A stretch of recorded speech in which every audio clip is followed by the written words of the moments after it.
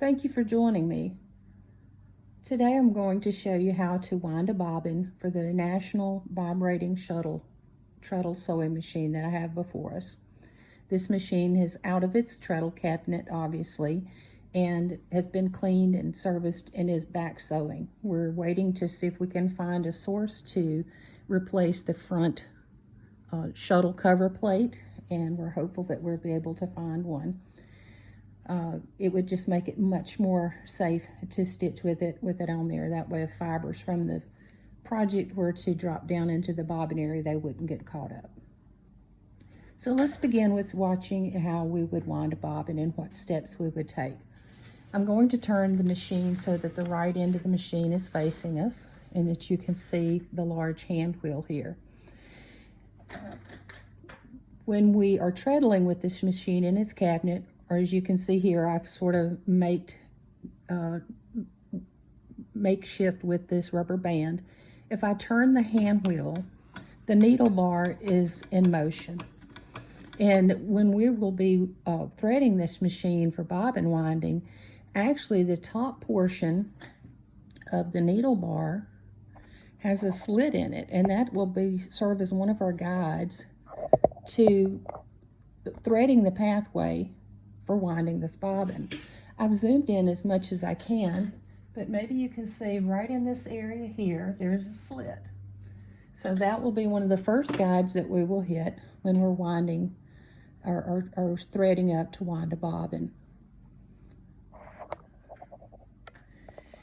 To disengage the needle bar from going up and down while we're treadling and winding a bobbin, we will take the inside portion of the large hand wheel, hold the outside with your left hand, take the right hand, and take the silver knob, turn it forward.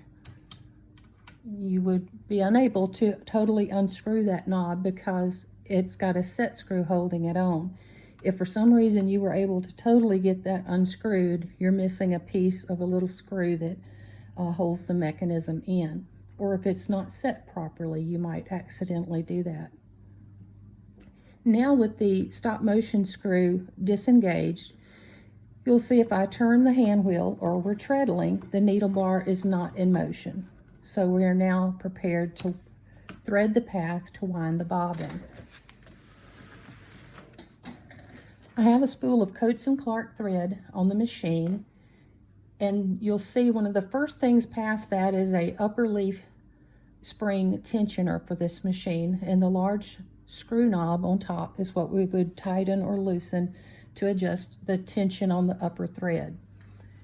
The thread is coming off the back of my spool of thread. I will go behind the screw on the upper tension, and I will thread it or floss it into that needle bar. You can see here it's very easy for me to do that. I will bring the thread down to the bobbin winding area. And to give better clarity, I'm going to zoom in a bit for you here so you can see this better. The bobbin that we will be using is what's considered a long bobbin. I don't know if we can see that very good.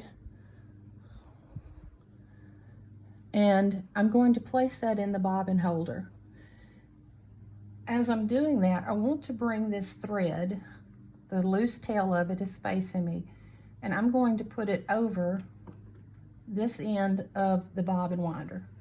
It's actually a little cap, a little cup on that side.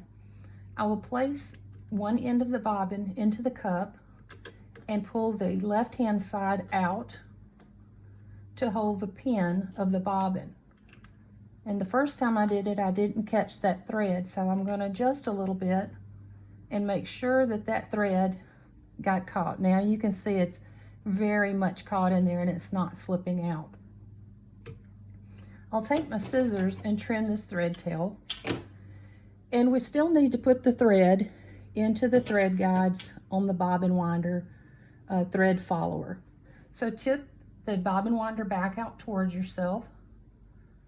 Catch it in the little cleft at the top of this metal bar, and then underneath the little hook here. if you'll reach back up to the top of the machine, take out the slack by winding it back up on the bobbin.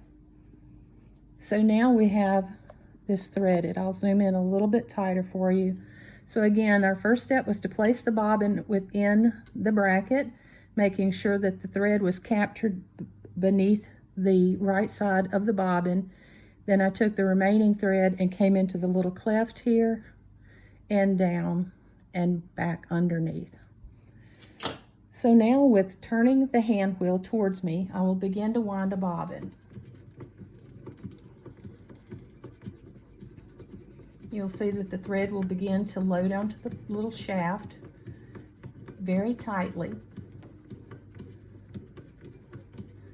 Of course, doing this with a treadle would be much easier than me turning this by hand, so I'm not going to take a lot of time in winding this. I just wanted you to be able to see how the process would be.